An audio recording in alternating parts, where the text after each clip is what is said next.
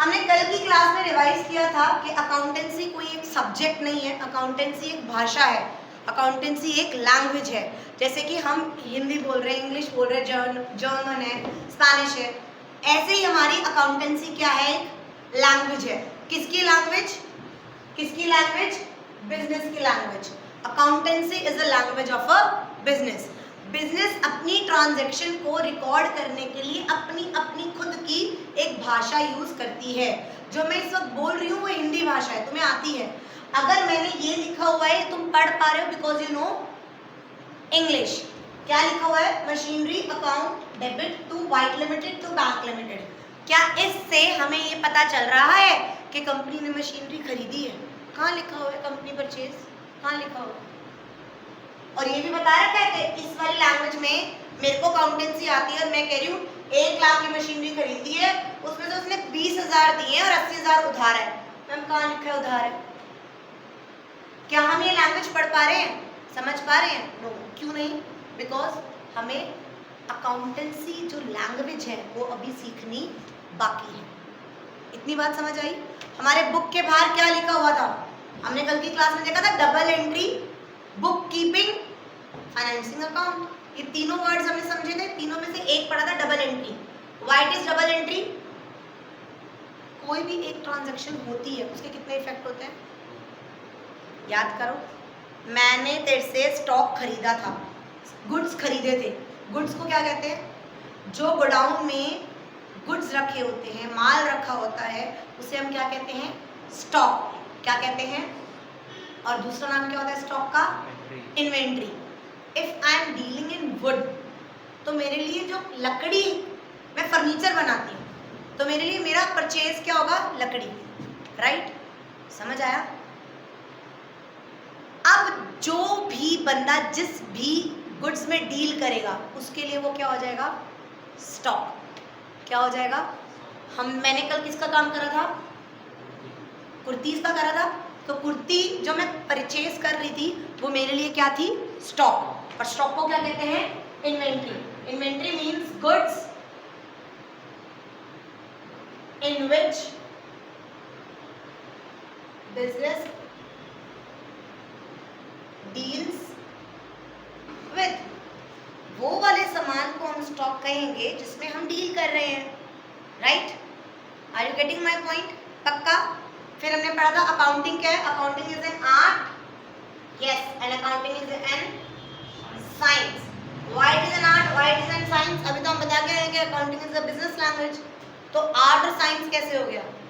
Science के पास क्या होते हैं? अपने प्रिंसिपल्स होते हैं। अकाउंटेंसी कहता है कि मैं भी अपने प्रिंसिपल्स के हिसाब से ही चलूंगा। अकाउंटिंग स्टैंडर्ड्स क्या कहते हैं हम?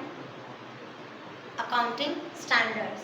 There are ICAI। ICAI ने बहुत सारे प्रिंसिपल्स, अकाउंटिंग स्टैंडर्ड्स दे रखे हैं जो हमें फॉलो करने होते हैं और उन्हीं के अकॉर्डिंग हम अकाउंटेंसी करते हैं। Is em clear? Is em clear? तो accounting is an art of recording, classifying, summarising. तो मैम हमने समझ लिया था। मैं थोड़ा सा बता देती हूँ अकाउंटेंसी क्या होती है। कल वाली बात, अगर मैं एक बिजनेस कर रही हूँ तो बिजनेस पूरे साल की ट्रांजैक्शन करता है। There are 2 types of year. कल पढ़ा था 2 साल होते हैं, वार्षिक 2 साल होते हैं। एक होता है कैलेंडर ईयर और एक होता है फाइनेंशियल ईयर। कैलेंडर ईयर होता है 1 जनवरी से स्टार्ट होता है और 31 दिसंबर को खत्म हो जाता है। और फाइनेंशियल ईयर हमारे वाला 1 अप्रैल से स्टार्ट होगा। आज 1 अप्रैल है ना? आज क्या है? 1 अप्रैल 2025। ये अंत कब होगा? 31 मार्च 2026। इसे कौन सा ईयर कहते हैं? Financial year. हमारी अकाउंटेंसी, हमारे बिजनेस किस ईयर के हिसाब से चलते हैं? Financial year. हमारे स्कूल्स में तो फाइनेंशियल ईयर के हिसाब से चलते हैं ना? राइट? तो वो कहता है 365 दिन तुम बिजनेस करोगे। क्या तुम रजनीकांत तो चिट्ठी में जो सारा 365 के 365 दिन जो ट्रांजैक्शन करी होगी वो तुम्हें याद रहेगी? Is it possible? आज के 2 दिन बाद मुझसे कोई पूछ ले किसके कितना पैसा है, कितना, मुझे याद रहेगा? जब तक हम क्या नहीं करेंगे? पेन डाउन, जब तक हम नोट डाउन नहीं करेंगे हमें याद नहीं रह सकता. It is very much mandatory to record the transaction, right. तो वो कहता है कि बिजनेस ट्रांजेक्शन्स के हमेशा कितने इफेक्ट्स होते हैं. तो तुम बिजनेस चला रहे हो तो तुम्हें पहले ये पता होना चाहिए कि क्या जो तुम कर रहे हो वो बिजनेस ट्रांजेक्शन है भी या. कल मैंने बहुत सारे एग्जांपल्स दिए थे, क्लियर हुआ था उन एग्जांपल से कि फर्स्ट ऑफ ऑल अगर मेरे बिजनेस में कोई ट्रांजेक्शन हुई है तो मेरे को पहले ये पता लगाना है क्या ये बिजनेस ट्रांजेक्शन है. लगा लिया पहले पता क्या बिजनेस ट्रांजेक्शन है या नहीं है. फिर दूसरा क्या करूँगी, क्या ये ट्रांजेक्शन कन्वर्ट हो सकती है मनी में, क्या मैं इसको पैसों में डिपिक्ट कर सकती हूँ. अगर दोनों चीज़ पे हाँ हो गई then I will going to record the transaction. Are you getting my point. याद है, I am Rashmi CS having AC. I means identification of business transaction. First of all जितनी भी मेरी ट्रांजेक्शन्स हो रही हैं मैं आइडेंटिफाई करूंगी क्या वो बिजनेस से रिलेटेड है या नहीं है. Then I will going to measure in terms of money. याद है मैंने कहा था ना, उसका हार्डवर्क, उसका पैशन, उसका डेडिकेशन, उसकी loyalty will not going to. मैं क्या हम किसी की लॉयल्टी, क्या हम किसी की वो कर सकते हैं, पैसे में कैलकुलेट कर सकते हैं. यार ये बंदा बहुत ईमानदार है. क्या हम ईमानदारी को, ईमानदारी बहुत बड़ा एस्पेक्ट है बिजनेस में. एम्प्लॉय हार्ड वर्किंग कितने हैं, लॉयल कितने हैं, कितने डेडिकेटेड हैं, उनसे इफेक्ट आएगा ना. बट वो कहता है वो चीज़ मैं रिकॉर्ड मैं वो चीज़ रिकॉर्ड करूंगी जो बिजनेस की होगी और can be express in terms of. कल एग्जाम्पल दिए थे मैंने, बिजनेस के पैसों से अपने लिए मैं कार ले आई. मैंने किसके पैसे यूज करे और मैं क्या लेके आई, अपने पैसों से. क्या ये बिजनेस ट्रांजैक्शन है? द आंसर इज यस, क्योंकि पैसे किसके थे. तो मैं कहूंगी मैंने अपने लिए ही भले ही, क्या वो जो लाख रुपए की मैं स्कूटी लेके आई क्या वो मैं बिजनेस के लिए लेके आई, किसके लिए लेके आई, अपने पर्सनल यूज के लिए. बट पैसे किसके थे, तो ये बिजनेस ट्रांजैक्शन मानी जाएगी. यस, क्योंकि बिजनेस के लाख रुपए कम हो गए ना. तो जब हम पैसा विड्रॉ करते हैं अपने पर्सनल यूज के लिए तो उसे क्या कहते हैं, क्या कहते हैं उसे, बी लाउडर, क्या कहते हैं, ड्रॉइंग. क्या कहते हैं, drawing. When owner, proprietor, entrepreneur, जो सोल प्रोप्राइटर है, जो ऑनर है, जो करता धरता है, जिसने कैपिटल लगाई है, जिसने पैसा लगाया है, अगर वो विड्रॉ करे, इफ ऑनर विड्रॉज कैश, चाहे तो कैश निकाले, गुड्स भी तो निकाल सकता है, गुड्स निकाले, कुछ भी निकाले, फॉर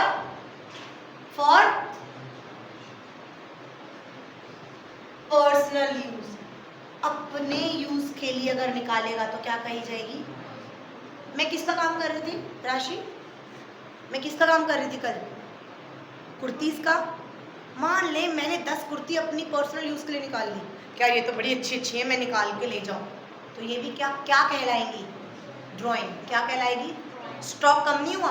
मैं 1000 कुर्ती लाई, 10 तू ले गई, तेरी 990 रह गई. 10 कुर्ती का अगर तू नोट डाउन नहीं करेगी कि तूने पर्सनल यूज के लिए निकाली है तो मैच होगा क्या, तू करेक्ट प्रॉफिट एंड लॉस निकाल पाएगी, नो.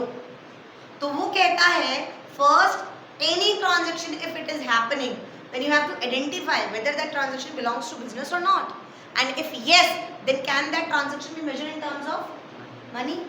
एक और एग्जांपल देती हूँ. मैंने ना अब अपने पैसे, बिजनेस के पैसे नहीं, अपने पैसे से मैं 1 लाख की स्कूटी लेके आई एम्प्लॉय के लिए कि उसे 10 जगह जाना पड़ता है तो तू ना बहुत खर्चा हो जाता है कन्वेंस में, तो हम अपनी स्कूटी खरीद लेते हैं.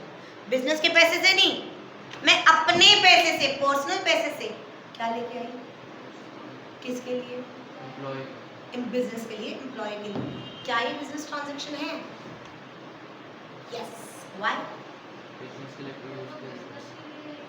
बिजनेस का एसेट बढ़ गया. अब अभी हम पढ़ेंगे what do you mean bye asset. मैंने 1 लाख रुपए बिजनेस को क्या दी, कैपिटल दे दी कि कोई बात नहीं तेरे पास 1 लाख आ गई, अब तू स्कूटी ले ले, राइट? तो वो बिजनेस ट्रांजैक्शन मानी जाएगी। बट मैं अपने ही पैसों से, अपने पैसों से अपनी कार, अपनी स्कूटी लाई, क्या वो बिजनेस ट्रांजैक्शन है? नहीं। समझ आया? I am going to identify whether the transaction is business or not, belongs to business or not, then I will going to measure. ये दोनों जब टिक आ जाएगा, हाँ आइडेंटिफाई भी होगी, मेजर भी होगी, then I will going to record. क्योंकि मैं चिट्ठी तो नहीं, रजनीकांत तो नहीं, 365 मुझे सब याद रहेगा, मुझे रिकॉर्ड करना पड़ेगा। और रिकॉर्ड कहाँ करूंगी? करेक्ट। रिकॉर्ड कहाँ करूंगी? जर्नल। रिकॉर्ड कहाँ करूंगी? Journal. Journal is known as correct original book of entry. इसके अंदर हम क्या पास करते हैं? Journal entry. किसमें? क्रोनोलॉजिकल ऑर्डर में। क्रोनोलॉजिकल ऑर्डर मतलब डेट वाइज, 1 अप्रैल की एंट्री, फिर 2 अप्रैल की, फिर 3 अप्रैल की। क्रोनोलॉजिकल वाइज में पूरी बुक मेंटेन करती हूँ, जिसमें हम एंट्रीज पास करते हैं कि ये मेरी ट्रांजैक्शन है, क्योंकि मुझे याद तो रहेगा नहीं। ओरिजिनल बुक ऑफ एंट्री क्यों है? क्योंकि अब एक जगह एंट्री तो पोस्ट हो गई, पोस्ट हो गई, अब ये रिकॉर्ड हो गई, अब ये अलग अलग क्या होंगे? जगह पोस्ट होंगी। क्या होंगी? पोस्ट होंगी। समझ आया? पक्का? For sure. Then I will, ये बुक ऑफ, ये जर्नल है, कल भी पढ़ा था हमने, मुद्दत कल पढ़ा था। ये जर्नल है, इसमें मैंने सेल्स भी कर रखी है, नोट डाउन परचेज भी कर रखी है, सैलरी सब घचर बचर गच पूरी बुक बना रखी है। मुझसे कोई पूछेगा पूरे साल में सेल्स क्या हुई, क्या मैं बता पाऊंगी? क्योंकि वो तो पूरी मिक्स है, मुझे ढूंढनी पड़ेगी। एग्जाम्पल याद है तुम्हारी रिपोर्ट कार्ड? मैम पूरी शीट बनाती है पूरी क्लास की, क्या मैम वही फोटोकॉपी करके सबको दे देती है? मैम क्लासिफाई करती है ना कि अनंत की अलग, आशा की अलग, अनाया की अलग, सबकी अलग अलग बनाती है ना। तो हम भी क्या करेंगे? क्लासीफाइंग। हम भी क्या करेंगे? क्लासीफाइंग। और क्लासीफाई किसमें करेंगे? लेजर। लेजर क्या होता है? अकाउंट। लेजर क्या होता है? अकाउंट। अकाउंट हमने कल देखे थे, 2 साइड्स होती हैं, 1 debit side and 1 credit side. एक पर्टिकुलर हेड के नीचे एक सिमिलर काइंड ऑफ ट्रांजैक्शन हम एक हेड में सारी नोट डाउन कर देंगे। समझ आया? उसके बाद हम उसको क्या करेंगे? जो तुम्हारे मैथ्स के, साइंस के, प्रैक्टिकल के अलग, थियोरेटिकल के अलग, एसएसटी के अलग सब होते हैं, बस मैडम मैसेज देती है, मैडम एक समराइज भी करती है ना कि राशि के 94% आए हैं। मैम ने समराइज किया है ना, हम भी ये पूरी जर्नल और क्लासिफाइंग करने के बाद हम क्या करेंगे? समराइजिंग। क्या करेंगे? ट्रायल बैलेंस बनाएंगे, ट्रेडिंग एंड पीएल अकाउंट बनाएंगे एंड बैलेंस शीट बनाएंगे। हमने पढ़ा था हम क्या बनाएंगे? Trading and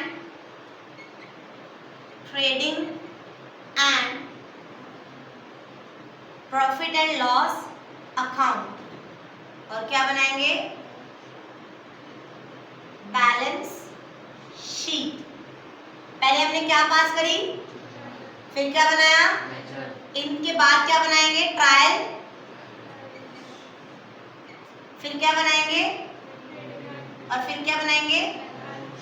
trading and PL account is also known as income statement. क्या बोलते हैं उन्हें? क्या बोलते हैं हम उसे? Income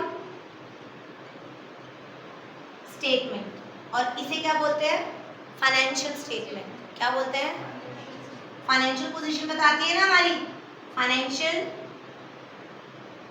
statement. इसे इनकम स्टेटमेंट क्यों कहते हैं? इससे हमें क्या पता चलता है? अपना प्रॉफिट एंड लॉस, और इससे हमें अपनी औकात पता चलती है, हमारी पोजीशन पता चलती है। बैलेंस शीट से हमें ये पता चलता है अपना कितना पैसा है, दूसरों का कितना पैसा है, और हमारे पास एसेट्स कितने हैं। मैं बार बार वर्ड कौन सा यूज़ कर रही हूँ? अभी हम एसेट्स के लिए फेमिलियर नहीं है। समझ आया? पहले मैंने आइडेंटिफाई कर लिया, मेजर कर लिया, रिकॉर्ड कर लिया, क्लासिफाई कर लिया, फिर मैं समराइज करूँगी, और फिर एनालाइज एंड इंटरप्रिटेशन होती है। हमारी रिपोर्ट कार्ड में भी होती है ना रिमार्क्स, बच्चों के बारे में लिखा होता है ना कि पूरे साल ऐसा ऐसा रहा। हम भी एनालाइज करेंगे कि हमने पूरे साल अपने बिजनेस में क्या बढ़ा क्या नहीं बढ़ा। आज 1 है तो कल 31 थी, हम भी बैठे थे, हमने भी एनालाइज करा कि हमारा रेवेन्यू बढ़ा 50%, हमारा एक्सपेंस बढ़ा 20%। रेवेन्यू कितना बढ़ रहा है? 50, एक्सपेंस कितना बढ़ रहा है? सिर्फ 20, क्योंकि फिक्स कॉस्ट फिक्स रही, तो एक्सपेंस कम बढ़ा, और हमारा प्रॉफिट कितना बढ़ा? 100%। एनालाइज किया ना हमने, एनालाइज किया हम कहाँ वर्क कर सकते हैं, कहाँ नहीं कर सकते। हर बिजनेस वाला क्या करता है? एनालाइज। और एनालाइज करके फिर इंटरप्रेट करता है। हमने इंटरप्रेट करा कि हमें ना ये भी करना चाहिए, ऐसे ऐसे भी करना चाहिए। Are you getting my point? Then I want to communicate. वो रिपोर्ट कार्ड मैम बनाती है, अपने पास रख लेती है, कम्युनिकेट करती है ना, पेरेंट्स को देती है ना। Parents are internal users. And Rashi से जो दुकानदार ने पूछा था, जो सोसाइटी की लेडी ने पूछा था, that are external users. Communicate करते हैं।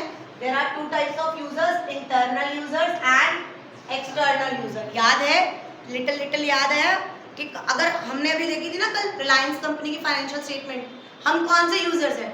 एक्सटर्नल। Is that clear? कुछ याद आया? पक्का। अब आते हैं बुक पे ही एक वर्ड लिखा हुआ था, फाइनेंशियल अकाउंटिंग। याद है? There are 3 types of accounting. अपनी नोट्स निकालो, फर्स्ट पेज।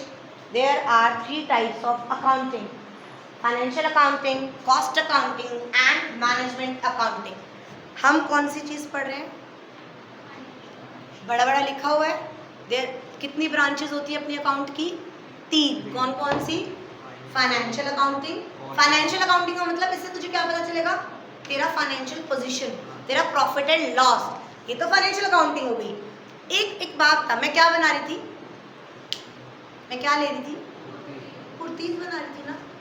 इन पिन, सेफ्टी पिन, इन पिन आउट। मैंने कुर्ती बेचनी है 200 रुपये की, ऐसे कुछ होता है?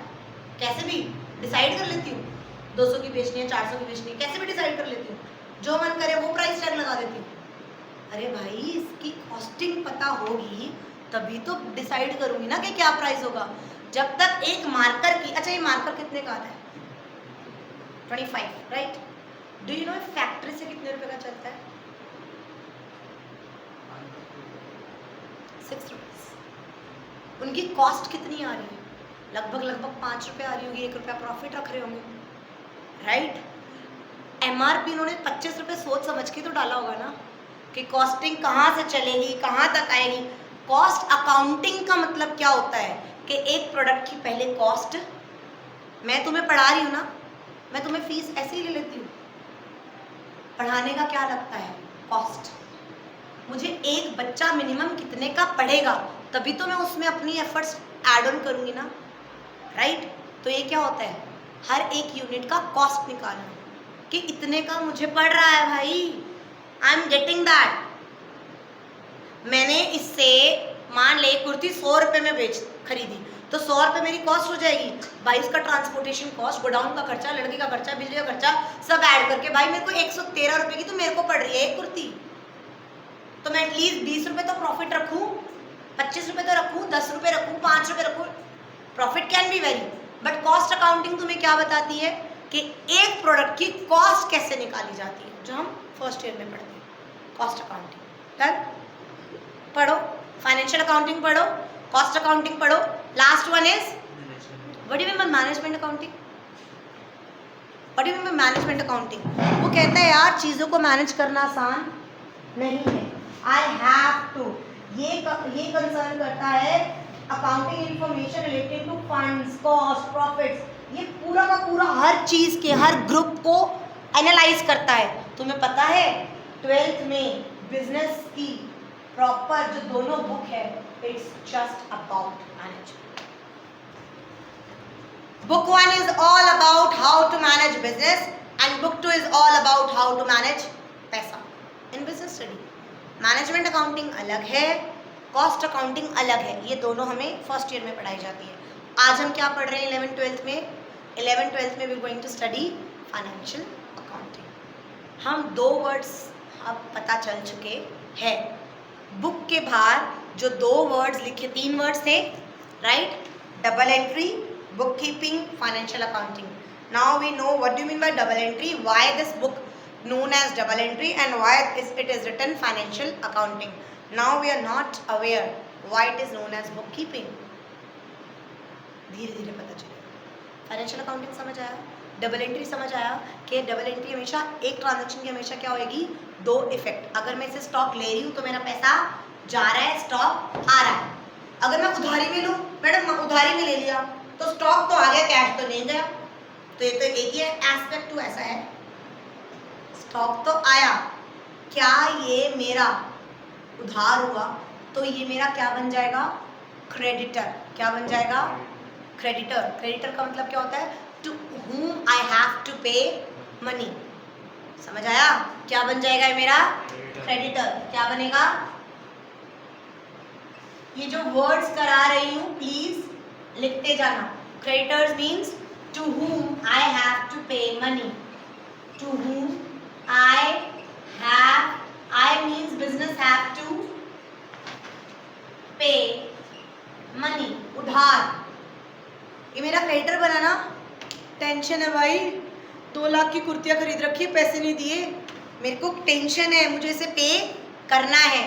तो मेरा स्टॉक तो आ गया, स्टॉक, मेरी टेंशन भी तो बढ़ी, क्रेडिटर भी तो बढ़ गए ना। मुझे 2 लाख लिखना पड़ेगा ना, ये मुझे बख्श देगा। समझ आया? कभी भी दोनों एस्पेक्ट देखने। अगर 2 लाख का स्टॉक आ रहा था और मैं 2 लाख रुपए दे रही थी, तो एक चीज़ आ रही थी और एक चीज़ जा रही थी। मैंने 2 लाख का स्टॉक लिया, उधारी पे लिया, तो स्टॉक तो इंक्रीज हो गया और टेंशन भी बढ़ गई। क्रेडिटर बढ़ गया ना मेरा। अब मुझे से 2 लाख रुपए देने हैं, आज नहीं तो कल देने पड़ेंगे, right? Simultaneously I will teach you one more word. Creditor हुआ जिसे मुझे पैसा देना है। अब मैंने ना इसको, योर नेम वास्ती, मैंने वास्ती को ना सामान बेच दिया 3.25 लाख का। वास्ती ने कहा भी मेरे पास पैसे नहीं है, मैं बाद में दूंगी। मैं सोचूंगी कोई बात नहीं, ले जाओ, 10-15 दिन में दे देगी, माल तो बिके।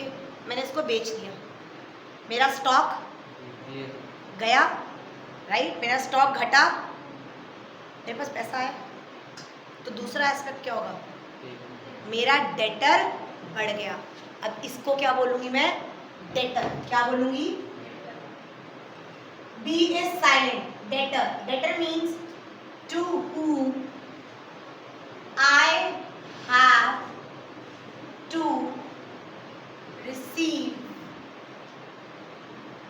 money। इसके ब्रैकेट में लिखो एसेट और इसके ब्रैकेट में लिखो लायबिलिटी। क्रेडिटर के एसेट, क्रेडिटर के ब्रैकेट में लिखो लायबिलिटी और डेटर के ब्रैकेट में लिखो एसेट। अभी सिर्फ लिख लो, अभी हम सारी, we are just making dots and we are going to join them.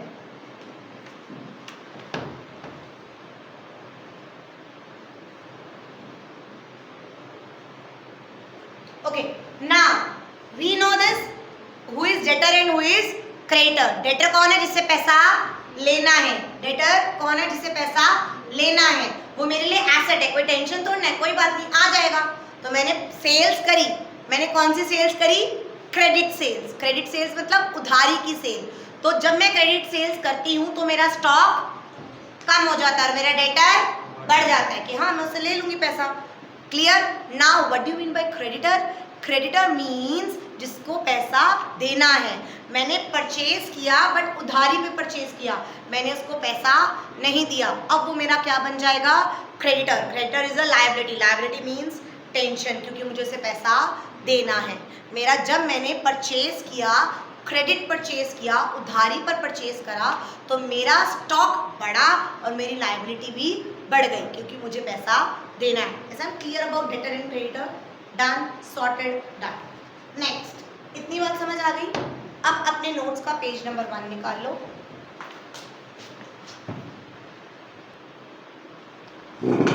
If we talk about these three words, bookkeeping, accounting and accountancy, guys, accountancy और accounting तो तुम मतलब दोनों को एक ही माना जाता है, बट आज तुम्हें पता चलेगा इन दोनों में फर्क क्या है।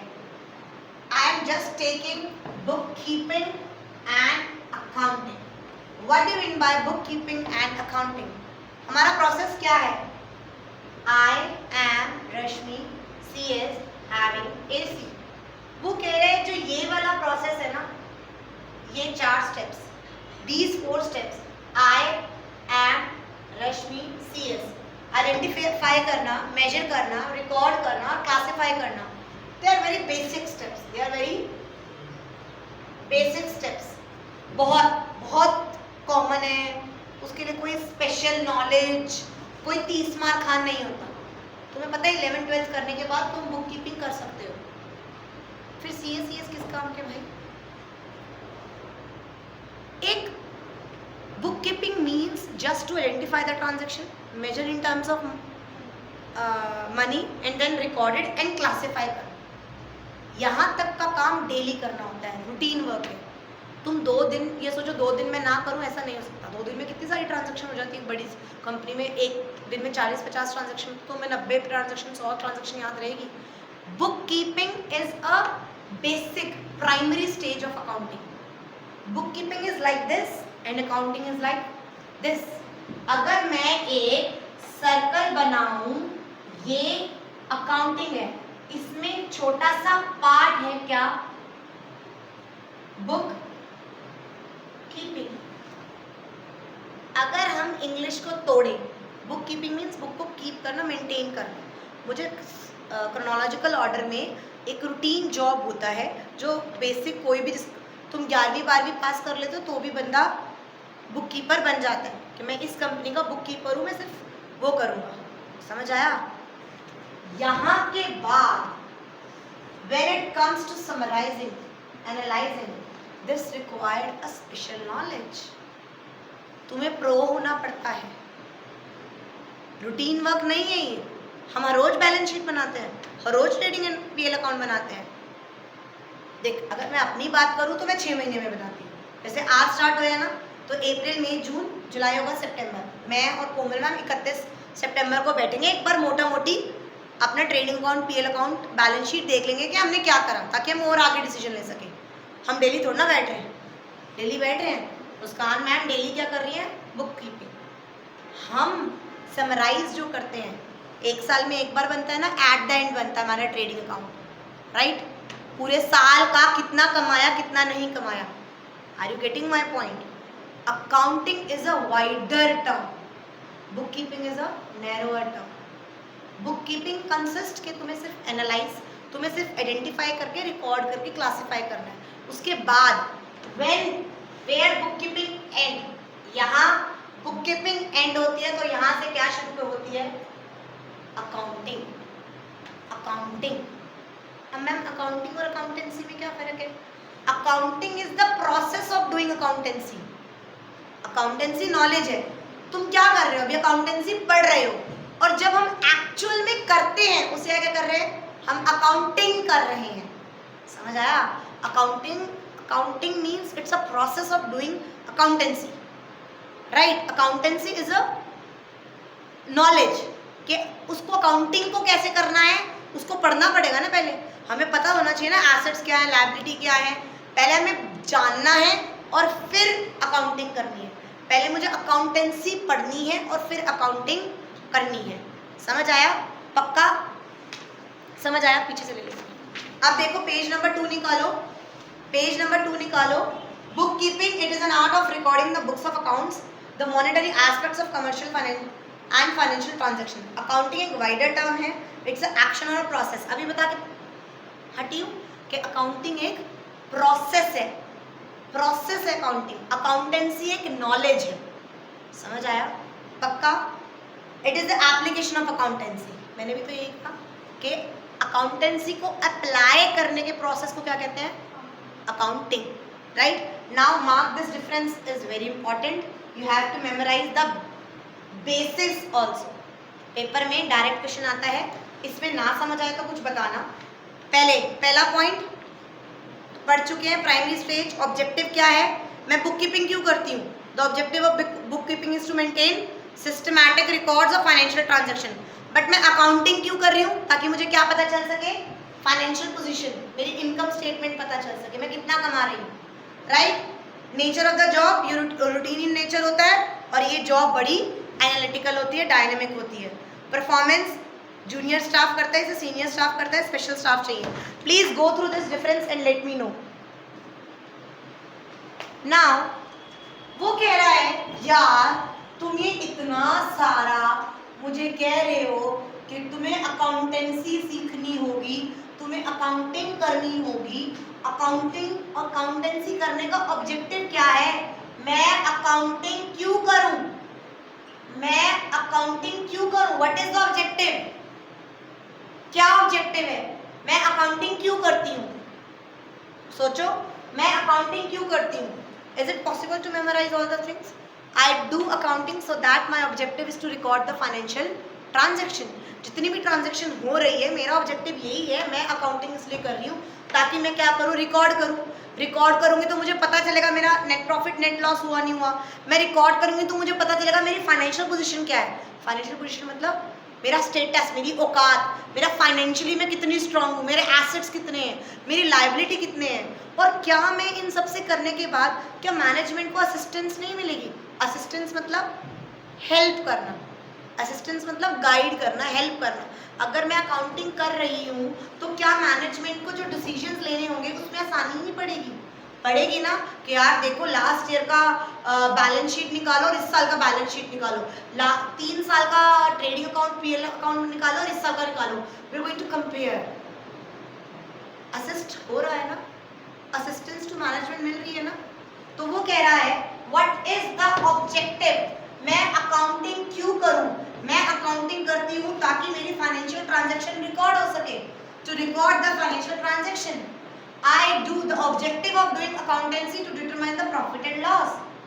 जब तक मुझे यही नहीं पता होगा कि मैं प्रॉफिट में चल रही हूँ या लॉस में चल रही हूँ तो क्या मैं डिसीजन ले पाऊंगी? समझ आया?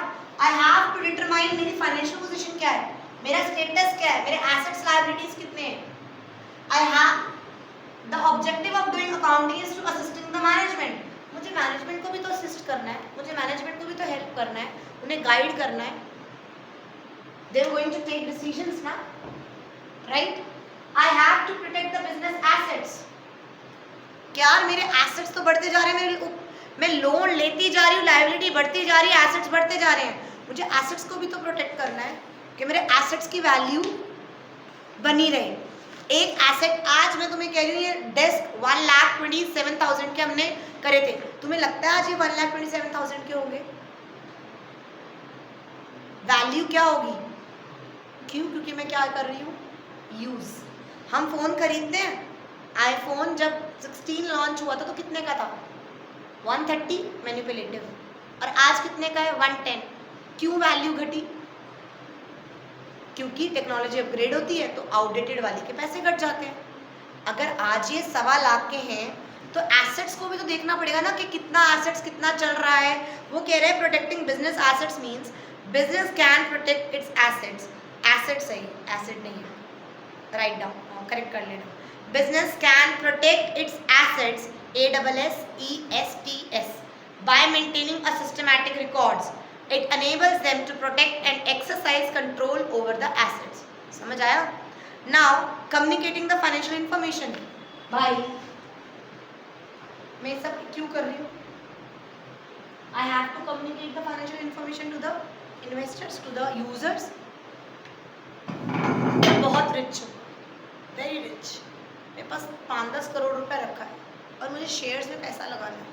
मैं पहले ये नहीं देखूंगी कि रिलायंस में लगाना है या रतन टाटा वाली टाटा कंपनी में, मैं पहले उनके फाइनेंशियल स्टेटमेंट देखूंगी ना।